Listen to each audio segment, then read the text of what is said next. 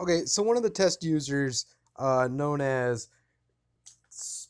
Spring Things Art on Instagram, I believe her name is Nancy, uh, had a question about how to create stipple drawings from existing artwork. And although that seems like a pretty basic question for an app called Stipple, it's actually not as straightforward. And the reason for that is Stipple was mainly geared towards photographs. But I think Stipple can accommodate what she's looking for. So that's an example of her drawing. Here's another one, and here's another one. I like them a lot. They're real cool technique. Uh, this line work. So I'm gonna go ahead and launch Stipple, and I gotta thank Nancy. We spent uh, we spent a couple emails trying to get Stipple loaded on her phone, so I'm really happy that she did it. Um,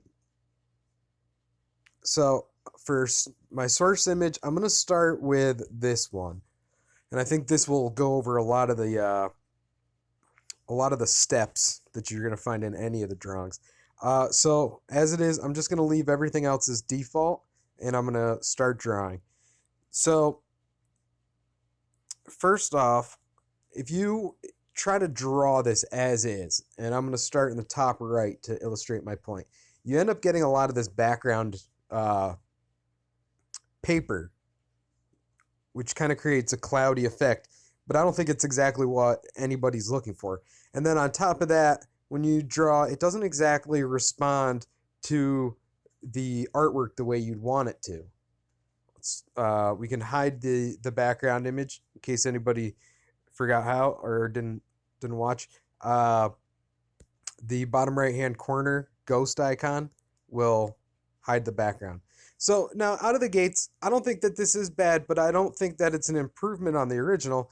Not that I think I'm going to be able to improve on the original, but I don't think that the effect is a positive one, is what I'm getting at. So I'm going to trash this, and then we're going to go to the levels palette. And the levels palette is the squiggly line, fourth icon from the bottom right, or bottom left, excuse me. Uh, so now you'll see that this A is glowing, and what we want to do is shut that A off. So the A is off. I'm going to click that on and off again. We don't want the A to be glowing. The reason for that is that's auto threshold. Auto threshold works great on photographs. Auto threshold will fight what you're trying to do if you're trying to use hard edge graphics. I went over this in a different video specifically geared towards the glitch art guys, uh, but I'll go over it again right now. So basically, auto threshold adjusts your level settings on the fly to give you high contrast when when you're drawing photographs. It's a good effect. Not what we want here. So we're gonna shut it off, and then we're gonna push our slider. We're gonna push our slider to about maybe the 40% mark. And what this should do is it's only going to start drawing tones that are darker than this level. Like you can reference the gradient strip, and you'll see that it's only going to draw tones that are darker than that level. So what that's going to do is it's going to cut out the background paper. So as is, we could start drawing, but we're going to do one more thing, and this was to address something specifically that Nancy asked about. And she was expecting stipple to be more of a, you know, like a button. You push a button and then it stipples your drawing. And I might in the future add a paint bucket tool up in the up in the top right corner that would just, you press it once and it would just use the settings as is and just fill up the whole screen. I'm sure a lot of the glitch art guys would like that. Kind of goes against the spirit of stipple, but you know what? So did the pencil tool, and so who gives a crap? I'll just do whatever you guys, well, within reason. I'll do what you guys want. Anyway, getting back to the point, you can almost simulate a full on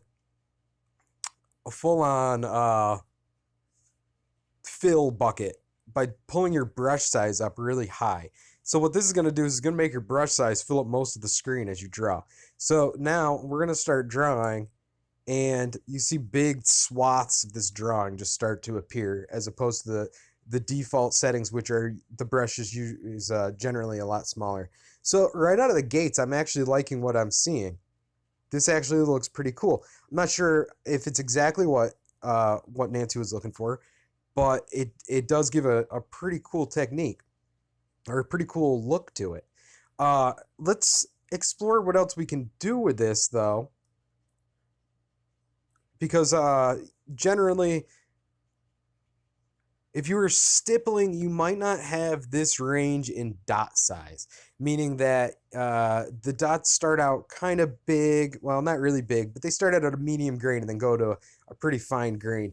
But say, so on the dot size option slider, I'm going to pull the right dot out a little bit just to get out of our way. Sometimes the left and the right dot compete with each other. I got to do some stuff to fix that.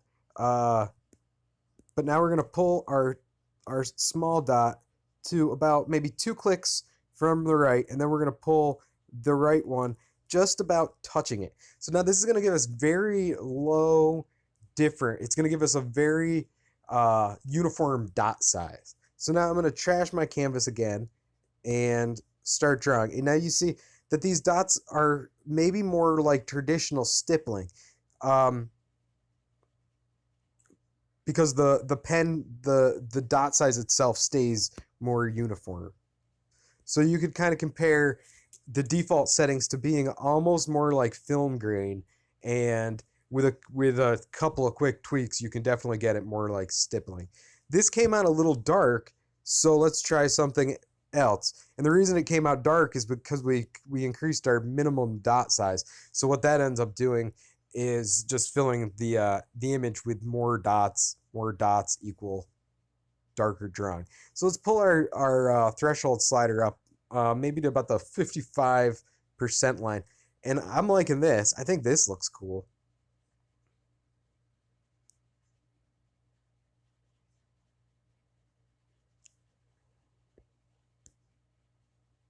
I actually think this looks really cool. Maybe this is what Nancy was looking for. Maybe this is what any of you guys are looking for. I hadn't really drawn. I'm not that good at drawing, so I don't really. I never intended to use it to redraw my own drawing. So, you know what? I think that goes over enough of this that the other sketches could be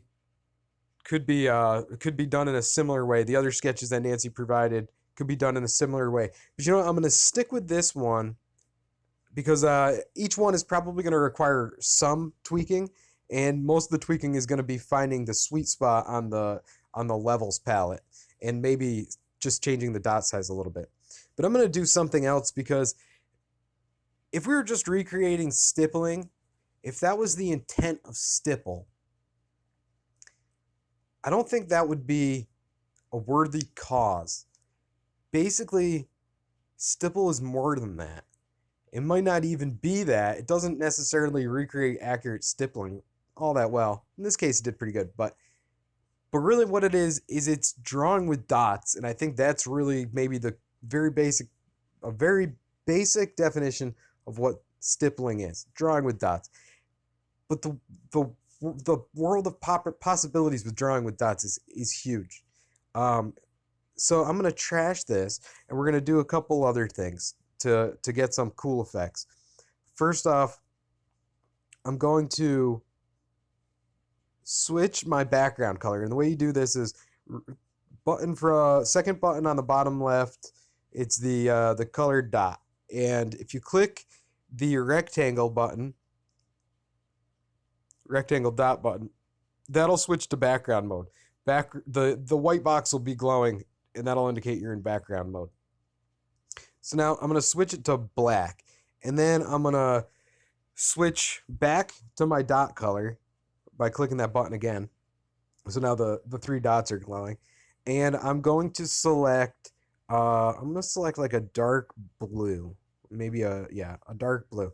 I'm gonna pull my opacity down a little bit, my hardness down a little bit, and then I'm gonna switch my blend mode to glow. Now this is where the fun starts. So now my dots are glowing blue orbs. So I think this effect lends itself pretty well to this somewhat abstract drawing because it almost gives it like a galaxy-like effect. Now let's trash this and start out with, we'll do it again, but we'll do a quick sweep with purple, another sweep with blue. Let's get some yellows in there. Yellow's a little bit strong, so I'm going to undo that. Undo is up at the top. The left arrow button is undo.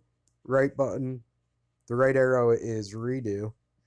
I'm going to pick kind of a gold. Give that a sweep. Let me get this palette out of the way.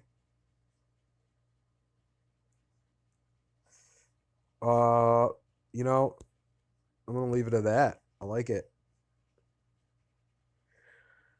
All right, I hope this helped. It went a little long.